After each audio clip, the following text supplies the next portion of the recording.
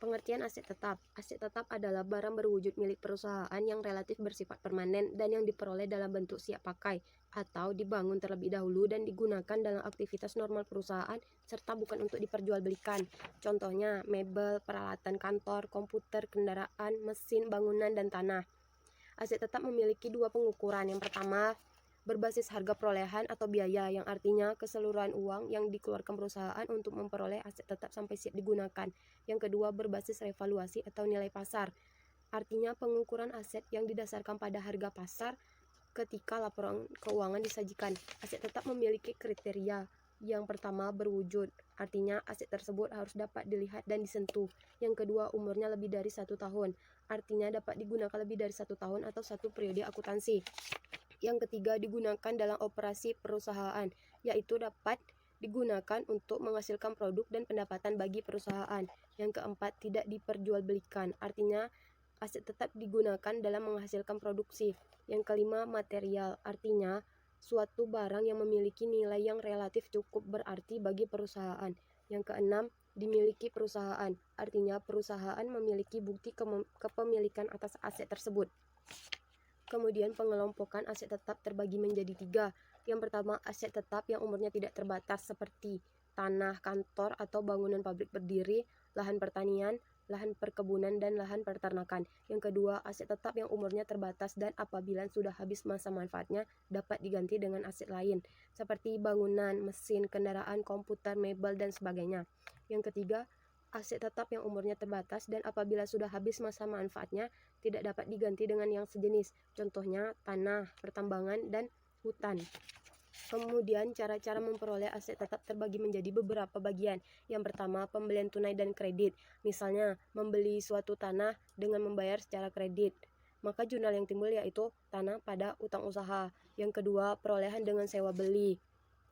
Maksudnya perjanjian kontraktual antara lessor atau yang menyewa belikan dan lessee yang menyewa beli yang memberi hak kepada lessee untuk menggunakan harta tertentu yang dimiliki lessor selama periode waktu tertentu dengan memberikan imbalan kepada lessor berupa pembayaran tertentu.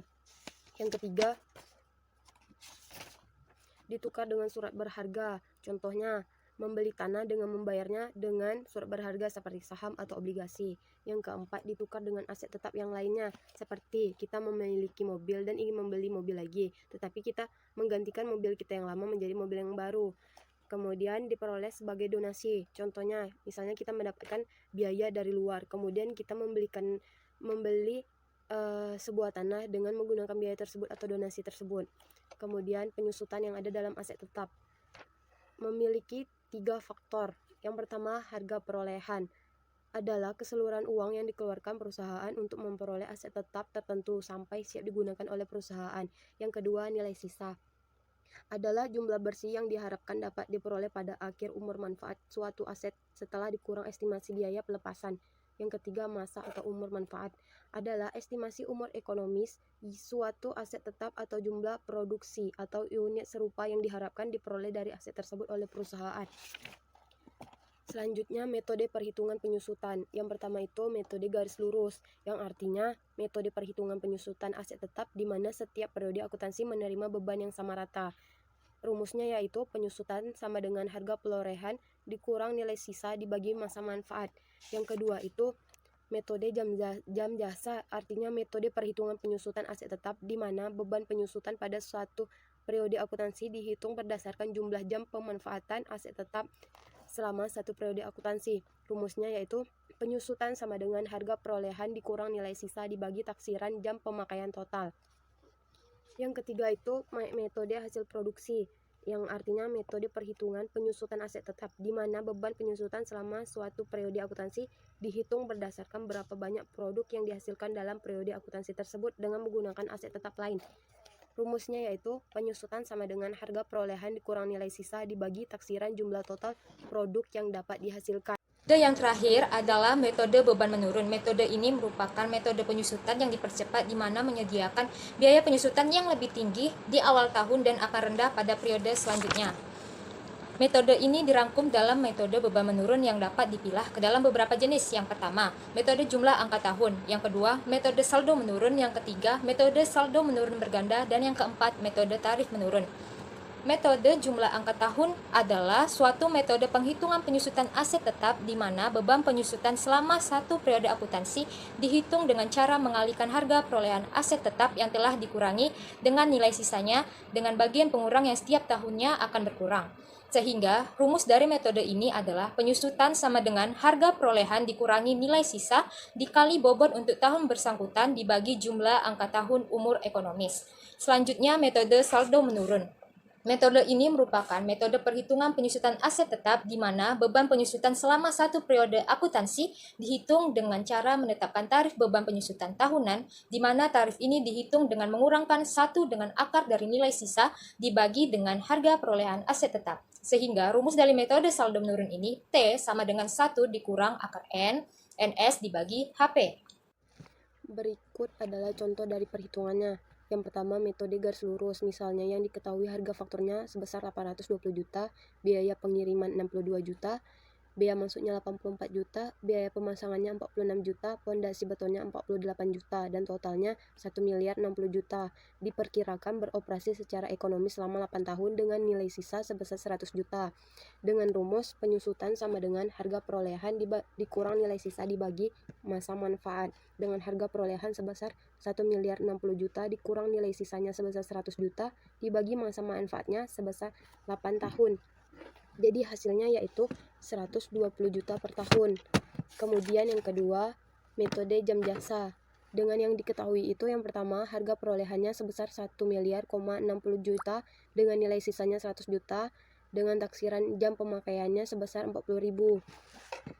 Jadi rumusnya itu penyusutan sama dengan harga perolehan dikurang nilai sisa dibagi taksiran jam pemakaian total. Dengan harga perolehannya sebesar 1 miliar 60 juta dikurang nilai sisanya sebesar 100 juta dibagi taksiran jam pemakaian totalnya sebesar 40.000. Jadi hasilnya yaitu 24.000 per jam kerja mesin.